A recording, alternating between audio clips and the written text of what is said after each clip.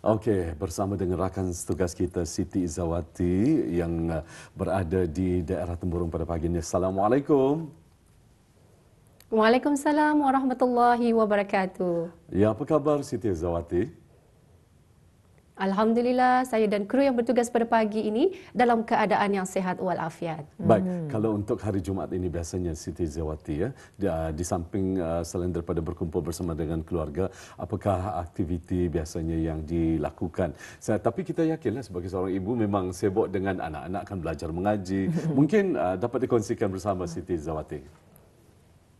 Ya, Alhamdulillah ya, kalau saya sendiri aktiviti yang sering dilakukan pada hari Jumaat ini, kalau aktiviti di luar memang agak perlahanlah dilakukan kerana kalau setiap hari Jumaat ini menghantar anak-anak pergi ke masjid ya untuk mengikuti kelas Al-Quran. Kalau selalunya di samping itu berkumpul aja bersama dengan keluarga besar. Itulah saja aktiviti yang dilakukan kalau setiap hari Jumaat. Kalau aktiviti di luar memang agak perlahan dilakukan. Okey. Tapi mungkin ada mencuba menu terbaru ke, resepi terbaru ke? Tepat sekali. Kadang-kadang sambil mendengar khutbah, sambil ada juga ibu-ibu kita ini menyediakan menyediakan juadah untuk makan tengah hari. Mungkin ada boleh dikongsikan menu untuk hari Jumaat hari ini.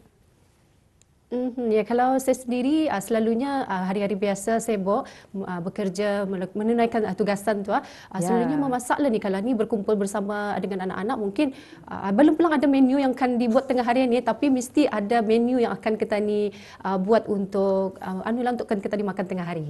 Kalau di Temburong pastinya udang galah rabus biasanya lah tu itulah kan. suggestion. Satu cadangan daripada saya. Ya, segera kita serahkan ini kepada Siti Izzawati untuk mengungsikan bahan daripada daerah Temburong. Silakan. Ya, terima kasih Dr. Iskandar dan Hani. Bismillahirrahmanirrahim. Assalamualaikum warahmatullahi wabarakatuh. Selamat pagi dan salam sejahtera. Alhamdulillah Auda, terima kasih kerana kesetiaan Auda bersama dengan kami menerusi lintas langsung Rampai Pagi dari daerah Temburong. Ingin kita kongsikan keadaan cuaca di daerah Temburong pada pagi ini cerah. Kita percaya saja banyak kegiatan dan aktiviti yang akan bisa kita laksanakan pada hari ini. Jadi kami mengharapkan mudah-mudahan ianya akan dipermudahkan semuanya, dan syukur juga kita ni kehadrat Allah Subhanahu Taala kerana kita ni dipertemukan lagi pada hari ini, hari Jumaat, penghulu segala hari, hari yang penuh dengan keberkatan. Mudah-mudahan apapun jua hajat kita ni yang belum lagi tercapai akan tercapai dengan izin Allah Subhanahu Wa Taala. Amin ya rabbal alamin. Baiklah Auda, terlebih dahulu dari daerah Temburong, apa kata kita terlebih dahulu menyaksikan bahan yang telah pun disediakan untuk edisi pada hari ini. Kita saksikan bersama.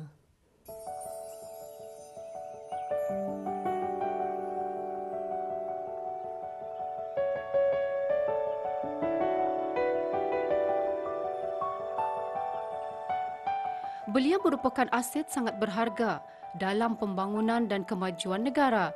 Sebagai tonggak kekuatan negara, belia perlu menyahut seruan kerajaan untuk tidak memilih pekerjaan dan merebut peluang menceburkan diri dalam bidang perekonomian. Salah seorang belia mengakui akan penting usaha dan keupayaan berdikari untuk meningkatkan ekonomi. Apa yang paling penting? Meraih kunci kejayaan.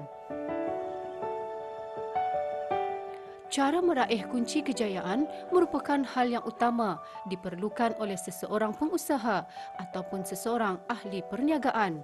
Sekalipun kerana satu usaha dapat dikatakan berkembang dan menghasilkan jika telah meraih sebuah kejayaan. Tidak hairan pada masa ini, banyak pengusaha tempatan kita ni telah pun berjaya meraih pendapatan. Seseorang meraih kunci kejayaan bukan kerana tanpa sebab, tetapi kerana memang mereka melakukan dengan niat dan semangat juang yang tinggi untuk meraih kejayaan. Tidak kurang bagi Dayang Siti Nur Amal Amirah binti Jasni, atau lebih senang dikenali dengan Amirah, 25 tahun.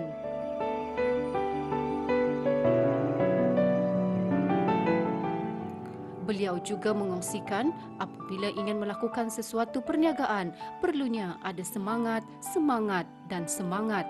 Ianya merupakan sikap yang sangat diperlukan. Dengan semangat yang tinggi, semua hal yang berkaitan dengan usaha dapat dijalankan dengan bersungguh-sungguh. Alhamdulillah. Mungkin dapat dikongsikan sedikit bila mulanya sudah menceburi dalam bidang perniagaan ini. Okey, alhamdulillah, kalau dikatakan bila menceburi bidang perniagaan, saya mula menceburi bidang perniagaan ini boleh dikatakan pada tahun 2018. Tapi untuk perkongsian hari ini mengenai dengan berniaga menjual mochi, boleh dikatakan pada tahun lepaslah, bermula awal tahun 2022. Mungkin ada dorongan daripada sesiapa ni, mungkin dapat dikongsikan terlebih dahulu. Okay, alhamdulillah, kalau bidang perniagaan ini tidak lain tak bukan, memang ibu saya lah merupakan salah seorang idola saya. Beliau juga merupakan salah seorang usahawan juga, bermula daripada belia lagi. Beliau sudah mencuburi bidang perniagaan. Jadi saya sangat orang tertarik dan ingin mengikuti jejak langkah beliau, dan inilah saya pada hari ini. Alhamdulillah. Jadi memang tidak dapat dinafikan Jun ya. Ibu merupakan salah seorang usahawan juga. Jadi mengapa memilih kuih mochi ini untuk dijadikan sebagai perniagaan? Mochi ini sebenarnya adalah kami punya sekeluarga minat makan. Jadi balik-balik kembali. Jadi terdetik di hati lah pada ketika itu. Macam mana cara membuat mochi ini? Kenapa orang kalau di luar sana harganya mungkin orang sesuai lah dengan orang setelah merasai macam mana cara membuat. Pada mulanya memang orang heran kenapa harganya orang cuma tu berharga sedikit. Tapi sudah membuat barulah saya tahu macam mana rupanya cara membuat. Sudah tu harganya pun diletakkan macam itu. Jadi kenapa saya memulakan perniagaan mochi ini adalah kerana pada awalnya minat makan, keluarga pun suka makan. Jadinya oleh kerana minat makan mau jom mencuba macam mana membuat mochi ini. Jadi saya pun bertanyalah kepada ibu saya macam mana cara membuat mochi. Jadi beliau pun mengatakan mari tani belajar katanya. Jadi macam mana cara saya belajar, saya membuat research di YouTube. Jadi saya mula belajar melalui YouTube sahaja, melihat macam mana YouTube itu mengajar macam mana cara membuat dan sebagainya. Jadi saya pun orang perlahan-lahan bercuba untuk membuat cara mochi itu. Ya, alhamdulillah, satu kemahiran yang dapat dipelajari ni, walaupun melalui dari YouTube, namun memang ada kemahiran lah. Walaupun memang ada kemahiran lah. Yes, boleh dikatakan orang perlahan-lahan lah kemahiran itu sehari demi hari diperbaiki dan dipertingkatkan lagi dan terus belajar lagi sampailah ke harian ini. Jadi kalau dapat dikongsikan apa saja inti ataupun perisai yang di dalam mochi itu? Kalau saya sendiri, sebenarnya kalau orang lain mungkin banyak kali perisai-perisainya. Namun apa yang saya buat, saya menggunakan inti red bean, cheese, coklat, cheese Oreo, Nutella coklat dan macam lah. Itu perisai-perisai macam itu sahaja. Akhir sekali, mungkin ada sedikit harapan dan saranan kepada penonton-penonton yang tengah menyaksikan kita pada pagi ini. Okey, jadi harapan saya untuk mungkin para belia yang mungkin yang seperjuangan dengan saya, pertama sekali orang jangan malu untuk mencuba, walaupun pada awalnya mungkin kurang yakin dengan kebolehan diri sendiri.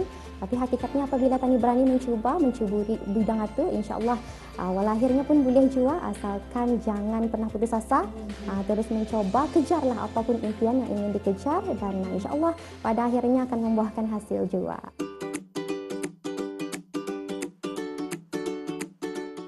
Dengan sikap yang tidak pernah berputus asa, walaupun pada mulanya tidak mendapat sambutan dari orang ramai, beliau tetap kuat terhadap segala macam cabaran dan dugaan.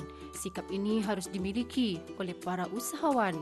Beliau sentiasa belajar daripada kesilapan untuk memperbaiki dan meningkatkan perniagaannya.